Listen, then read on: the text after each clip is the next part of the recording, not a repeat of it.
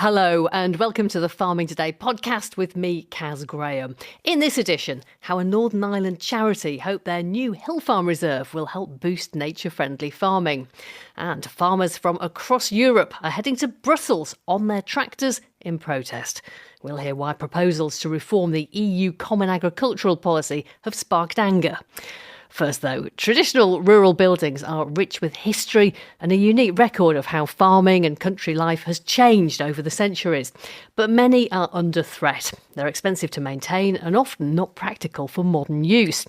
Well, throughout this week, we're going to be hearing about efforts to preserve them. And we start in Nottinghamshire, where an old farmstead has been repurposed as the Walks of Life Museum in Tuxford. Jason Morden, a historic building conservation officer with the County Council and member of Nottinghamshire Building Preservation Trust, showed our reporter Bob Walker around. Now we're inside the 18th century barn. We're standing on the threshing floor, which has got the stone flags. If you look up, you'll see a very nice example of a king post roof made with pine as opposed to oak, with a full set of rafters, fully intact roof of the 1700s. These are irreplaceable. This building's made from bricks that were handmade in the 18th century by people from this village. It makes a really wonderful contribution to the street scene and to the conservation area and the character of the conservation area. And more than anything, it's been put to a really good use. So this is the upper floor, and we have a display of many, prams, carts. Yeah, this part of the museum is dedicated to prams. When Dorothy Harrison began her collection, she was the daughter of a farmer herself. She'd go to agricultural auctions, so she began a collection that became a lifelong passion. And what we now have here in Tuxford is the best collection of traditional handcarts in the country that you will find anywhere, really. So we've just left the threshing barn now, and we're looking across at what was an important farm building. This is the farmhouse. It's got a very steep pitch roof, and we've actually got an oak frame building that's been later surrounded by brickwork. So we think that building's probably 16th century, so a couple of hundred years older than the barn. And I can see there's obviously some work going on in there, so you're working to preserve that. We're using this building as a live site training site, and we're slowly bringing it back into use so it can be rented. So this is Dorothy's old farmhouse, and a lot of work going on right now, a lot of work. Where's the money coming from? It's not costing a great deal at the moment. The materials are partly funded by some of the grant schemes we've had from the District Council, plus small budgets of the County Council. The labour has been very much volunteers, Nottingham Trent University interns who laid this floor last summer, for instance.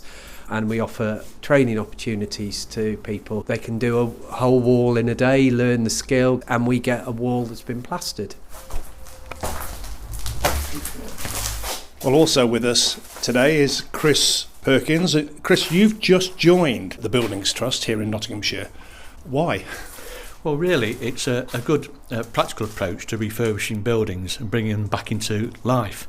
As you can see here, we're revealing the past history of it and then putting it back together using traditional techniques. And I think it's brilliant to do that.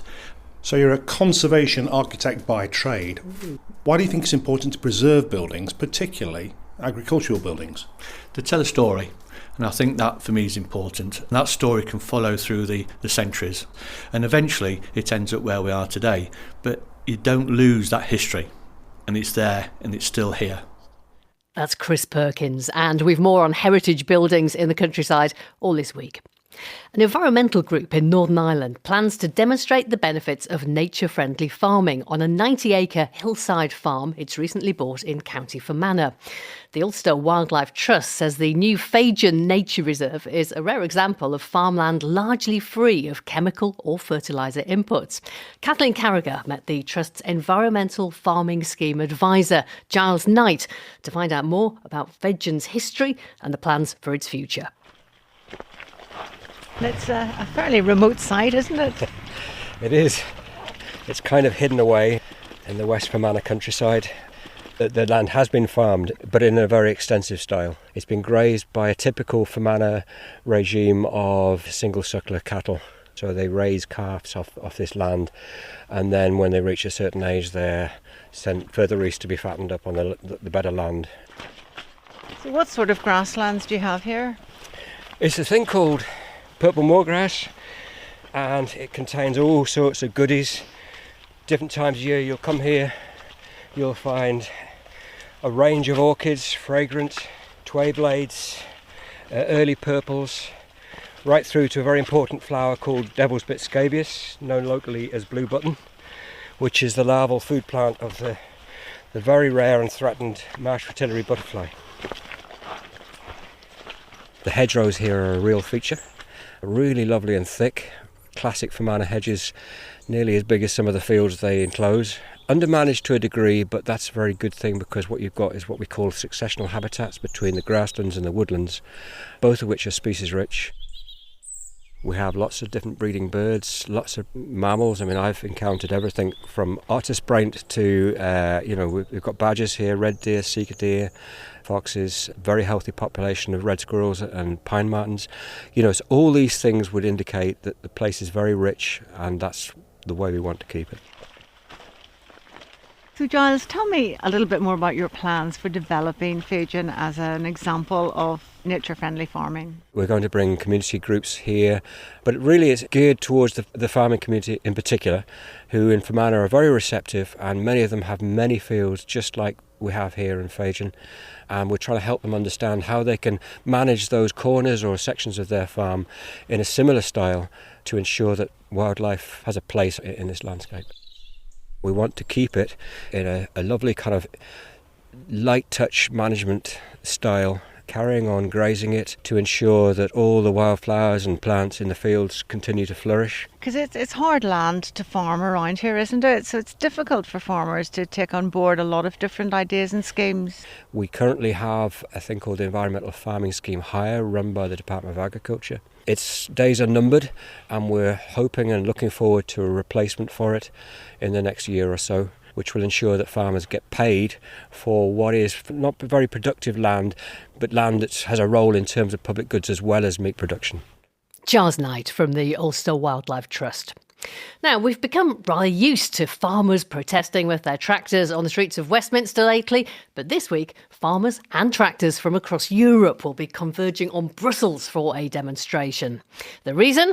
Well, proposed reforms to the Common Agricultural Policy, which would see the budget allocated for farm subsidies cut by over 20% from 2027 onwards. Farmers are concerned too about the potential impact of a trade deal between the EU and the South American bloc MERCOSUR, particularly the prospect of increased beef imports from Brazil. The demonstration in Brussels on Thursday will coincide with a meeting of ministers to hammer out the EU budget, including the Common Agricultural Policy.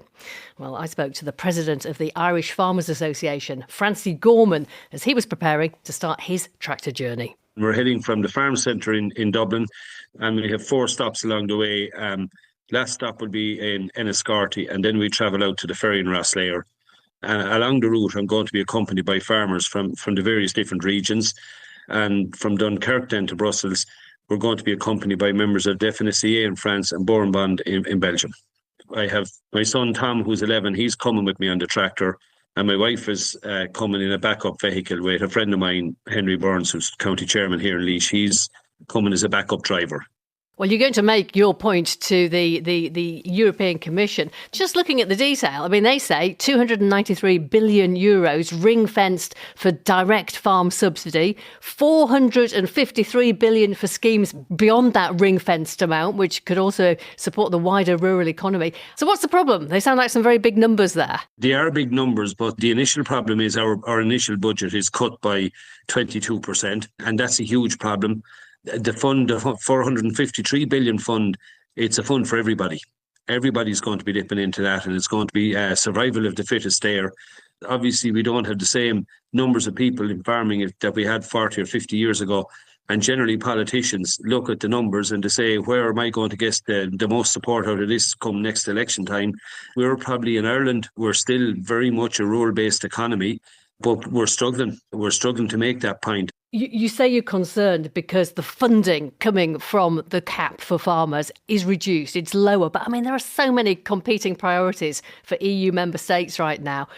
Defence, things like social cohesion, the war in Ukraine, for example. Absolutely, and I get that. But that doesn't give the European Union and the Council of Prime Ministers in particular, who will decide the budget, and out. You'll buy nothing today for the same price you could buy 20 years ago for, except food. And the percentage of household income that's now been spent on food is way back from what it was 20, 30 years ago.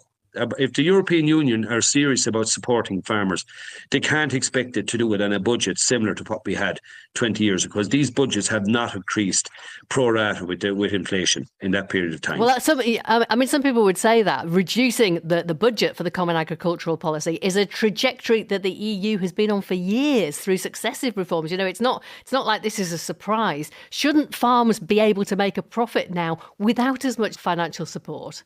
Funnily enough, we're probably in the beef industry here in Ireland, we're probably getting to the stage where we can. That's why there's such concern about MERCOSUR. And there's a really, really palpable sense of frustration building among farmers across Europe on this. And whether you're in Great Britain or Ireland or mainland Europe, the very, very same problems that we have in Ireland and Europe, farmers have in the UK. So that's why we're going to Brussels to try and get some level of coverage around it, to highlight the issue, to highlight the fact that Tom, who's coming here with me, does want to come home and farm in a few years' time. And I'd like to see that option there for him. I think this is a brilliant industry. The president of the Irish Farmers Association, Francie Gorman. And that's all from us for this morning. I'm Caz Graham. The producer is Sarah Swadling, and Farming Today is a BBC Audio Bristol production.